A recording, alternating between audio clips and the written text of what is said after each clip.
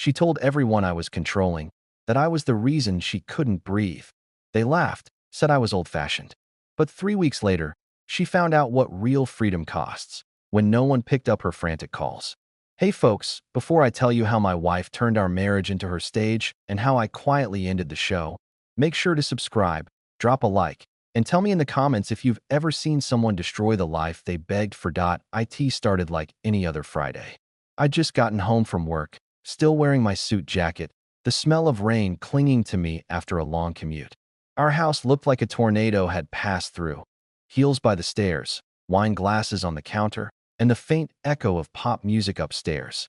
I followed the sound and found Lauren, my wife of 8 years, standing in front of the mirror, applying lipstick like she was auditioning for a role. She looked stunning, but not for me. "Girls' night," she said, catching my reflection in the mirror. Her tone was sharp, rehearsed, like she'd already played this scene in her head. "With who?" I asked, though I already knew. "Ashley and Brooke," she answered, rolling her eyes.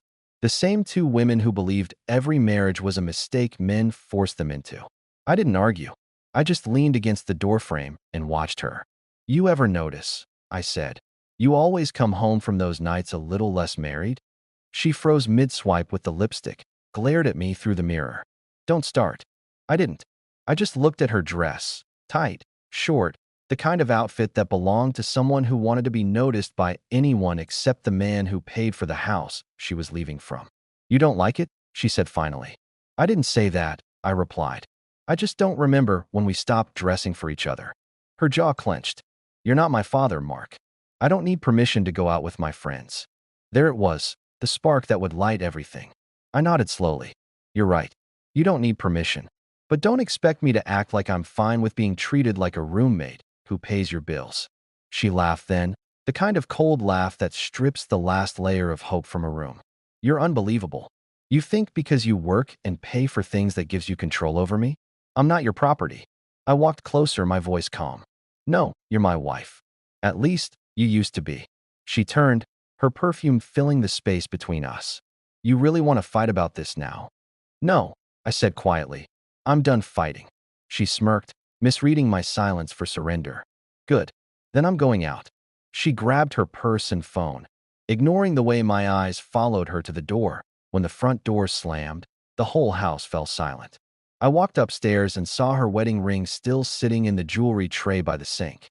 She hadn't even noticed she left it behind. That small circle of gold caught the light, and something in me shifted. I didn't feel angry, just tired, like I'd finally reached the edge of a long road that had no return sign. Hours passed. The clock hit midnight, then 2, then 3. I was half asleep on the couch when my phone buzzed. One message, then another. I rubbed my eyes, opened the screen, and there it was, her text. No greeting, no punctuation, just raw, late-night arrogance. "I don't need permission to live my life," she wrote. "I'm finally having fun again, real fun, without you judging me." My chest felt heavy, but not from hurt. From certainty. Certainty that something had ended right there, between those glowing words and my stillness. Another text followed. "This is what freedom feels like." I stared at it, then typed my reply. "Then stop coming home." I hit send. Watched the screen go dark. It was 3:12 a.m. when the call started. The first few, I ignored. By the 10th, I turned the phone face down. 23 missed calls later, the sound finally stopped. The silence was peaceful, like the moment after a storm when you realize the damage is done and all that's left is to rebuild at a sunrise. I made coffee, the smell filling the kitchen she once claimed was too small for her aesthetic. I sat by the window, watching the world outside come alive, and felt something I hadn't felt in years: control. Not over her, but over myself. Over my peace. She didn't come home that morning. Not that day. Not the next. But that text, that moment, had already done the job. The woman who said she didn't need permission was about to learn what it means when someone finally believes her. When I woke up the next morning, the sun was streaming through the kitchen window, casting long gold lines across the table where I'd left my coffee cup. The world outside looked the same, but inside the house, something had shifted. The air felt lighter. I didn't rush to check my phone. I didn't wonder where she was. I just sat in the quiet and listened to the hum of the refrigerator, the birds outside, the sound of peace that had been missing for years. Around 9, my phone buzzed again. Not a call this time, a text. "We need to talk." I didn't respond. Another came a few minutes later. "I didn't mean it like that. You're overreacting." Then, "I'm coming home." I looked at the screen, then locked it and slipped the phone back into my pocket. No reply. I'd said what I needed to say by noon. I'd cleaned the house, done a load of laundry, even fixed the broken hinge on the bathroom cabinet that she'd been complaining about for months. It felt good to do things for myself without hearing her voice narrating every step. Around 1 o'clock, a car door slammed outside. I glanced through the blinds and saw Lauren standing on the porch. Her hair was messy, makeup smudged, eyes red. She tried her key, but I'd already changed the locks that morning. She knocked once, then again. "Mark, open up. This is ridiculous." I opened the door, but didn't step aside. She looked startled. "What's going on? Why doesn't my key work?" I kept my tone even. "Because I changed the locks." Her eyes widened. "You can't just do that." "Actually," I said, "I can."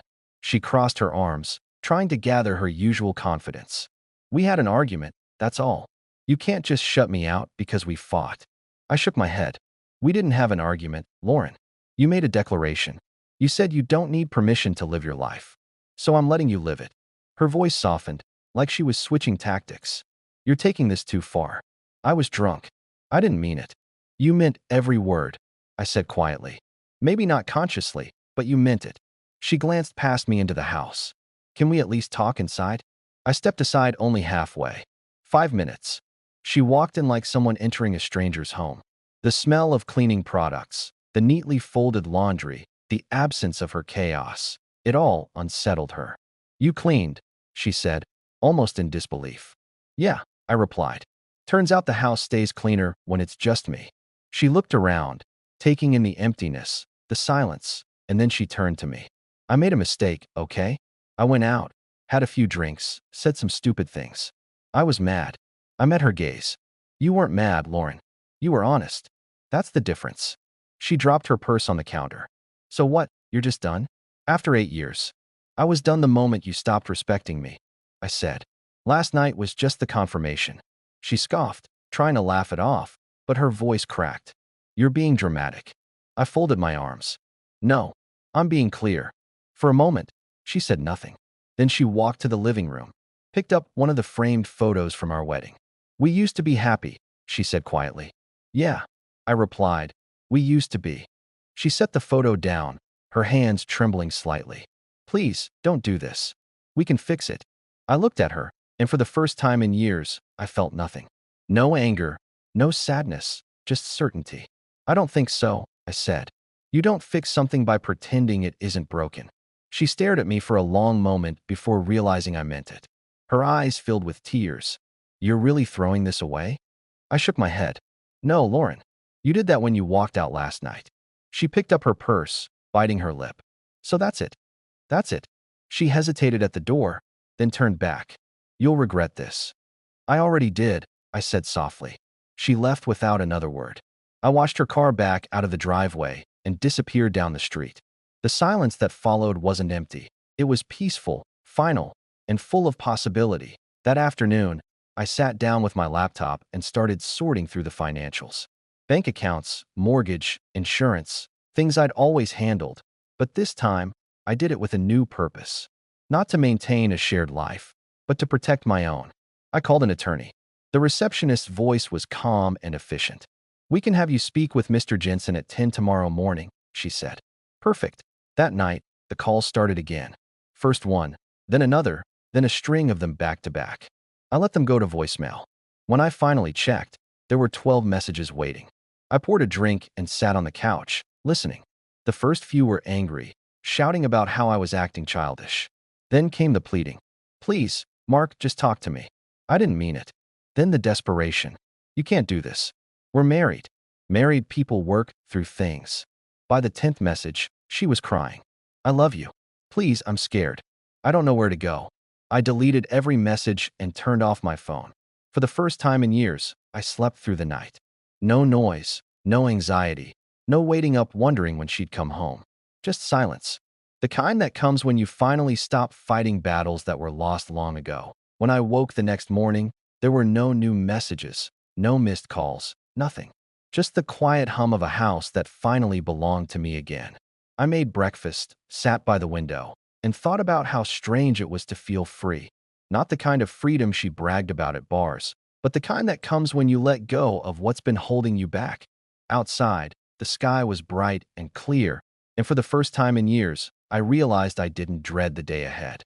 I wasn't wondering what version of her would walk through the door, or what excuse she'd offer for the distance between us. She'd made her choice. And now, for once, so had I. By Monday morning, I walked into Jensen's office with a folder under my arm and a calmness that felt foreign but good. The place was quiet, professional, full of that faint smell of coffee and paper that always meant serious business. Jensen was a solid man in his 50s, gray suit, calm eyes, the kind of lawyer who had seen it all. "You said you want a file?" he began after we shook hands. "Tell me what happened." I told him everything without embellishment, just the facts, the texts, the night she didn't come home, the drunken messages, the endless fights before that. He listened, occasionally nodding, making notes in neat, precise handwriting. "Based on what you've told me," he said finally, "this qualifies as abandonment. You can file immediately. The house is in your name." I nodded. "Then it's yours. She may try to contest, but she doesn't have a case. You were supporting her, and she left without cause." He pushed his glasses up his nose and added, "I'll have the papers ready within 48 hours. Do you want us to serve her?" I thought for a moment. "No," I said. "I'll do it myself." When I left his office, the sky was overcast, but I felt lighter than I had in years. I stopped by a hardware store and picked up a few things: new locks for the back door, paint for the living room, a few tools I'd been meaning to buy but never got around to. It wasn't about fixing the house anymore. It was about reclaiming it. My home had been a stage for her drama for too long, and I was done playing a supporting role. That evening, as I painted the first wall, my phone lit up again, her number. I let it ring. Then came a message. "Can we please talk? I just need to explain." I ignored it and kept painting. The next one came 5 minutes later. "I'm at Madison's. She says you're being ridiculous." That one made me laugh quietly. Of course Madison was involved. Madison, who'd been divorced twice and treated relationships like seasonal hobbies. I kept working, letting the messages pile up. By midnight, there were 15 unread texts. I went to bed, exhausted but strangely peaceful. The next morning, I got up early, put on a clean shirt, and went to work like nothing had happened. My coworkers noticed I was quieter than usual, but no one asked. At lunch, I called Jensen's office. "The papers are ready," his assistant said. "You can pick them up anytime after 2. Perfect. I left work a little early, drove to the office, and signed the final documents. It was strange, holding them in my hands. Just a few pages of legal text, but they represented the end of years of chaos. Jensen gave me a small, knowing nod. "Sometimes peace costs paperwork," he said. I left with the envelope in my hand, the air feeling colder but cleaner. When I got home, I set the envelope on the kitchen counter and looked around. Everything was in order. The dishes put away, the lights soft and warm. The house finally reflecting my mood instead of hers. Around 5, I got a message from an unknown number. "It's me. Madison said you won't answer. Please, Mark. I just want to come home." I stared at the screen for a long time before typing back. "You already have a home. You left for it." I hit send and set the phone face down. An hour later, her car pulled into the driveway. I didn't even have to look out the window. I knew the sound. The knock came a few moments later, followed by her voice. "Mark, please. I just want to talk." I opened the door, calm, composed. She looked terrible, dark circles under her eyes, hair tangled, makeup smudged. "I just need a chance to explain," she said. "Explain what?" I asked. "That you didn't mean what you said? Or that you didn't mean to get caught saying it?" She flinched. "I was drunk.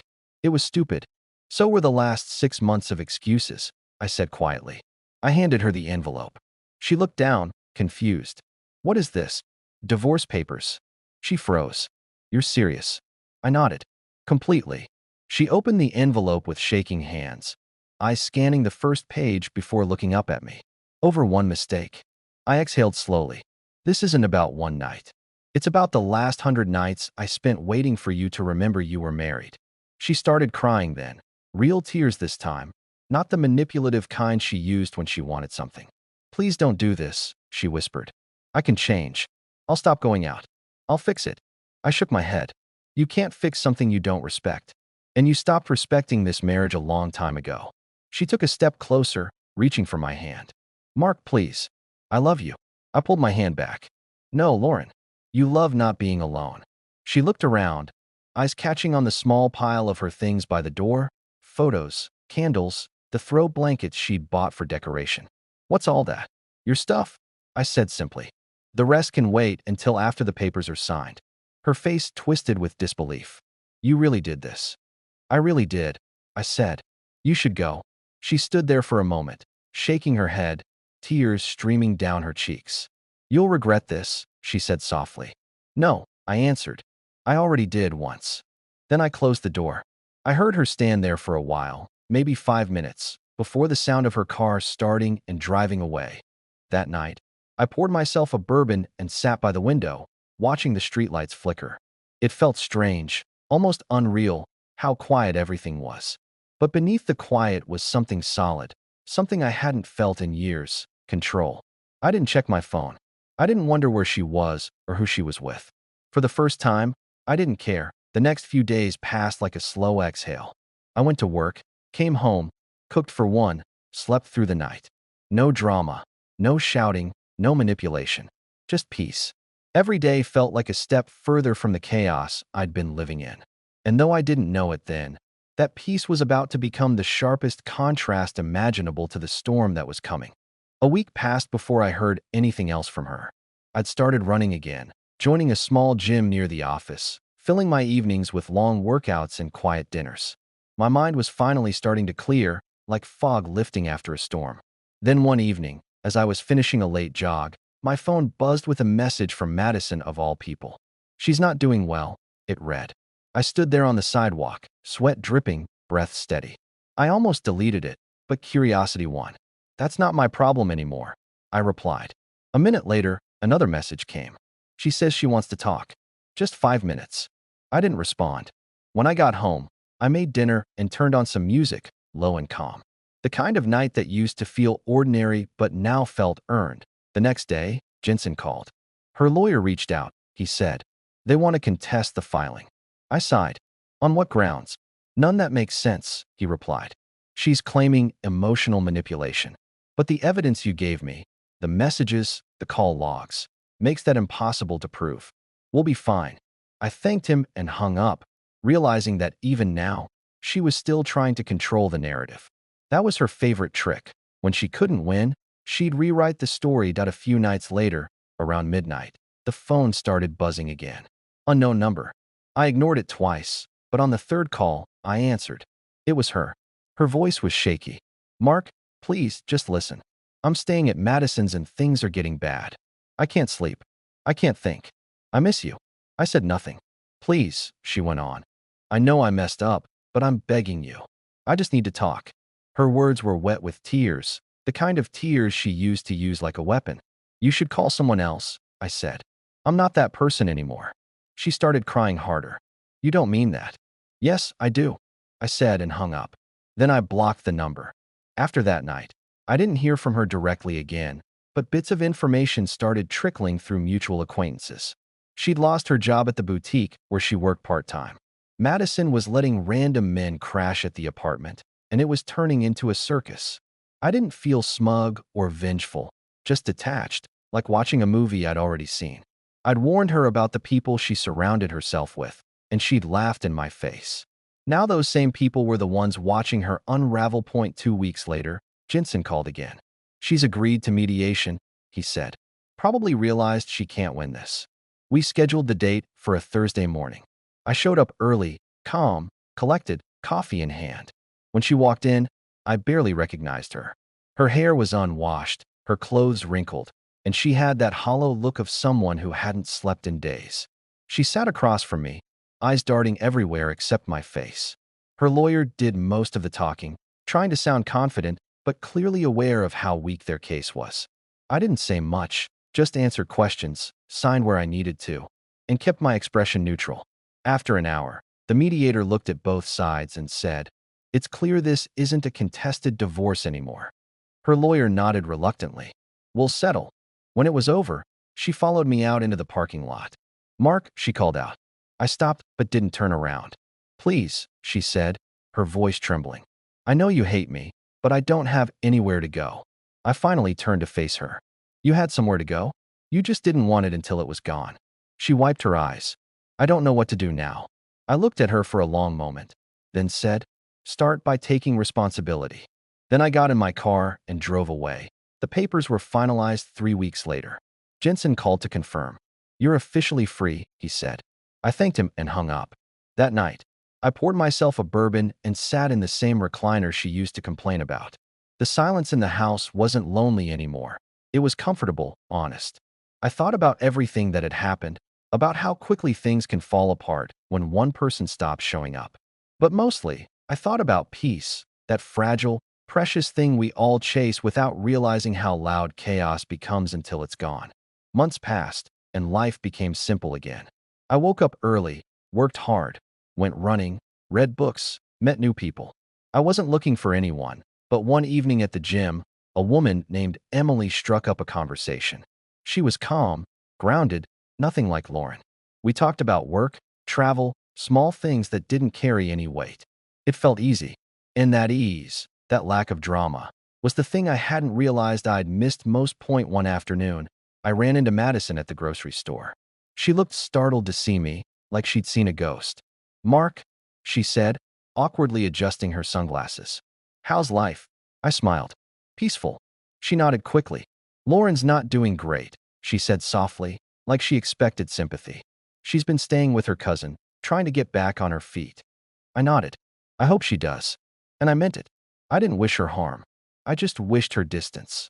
That night, I sat outside on the porch, the air cool and quiet, thinking about everything that had led me there. Sometimes it's not betrayal that destroys you. It's the slow erosion of respect.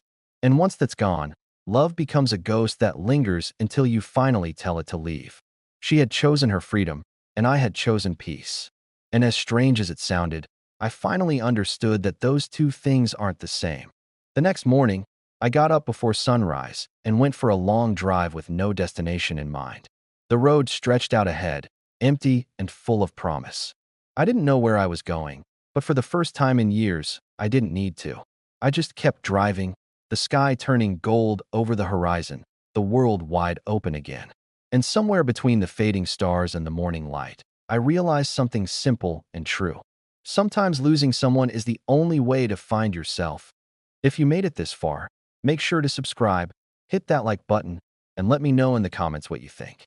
Because sometimes the quiet stories, the ones that start with heartbreak and end with peace, are the ones that remind us what strength really looks like.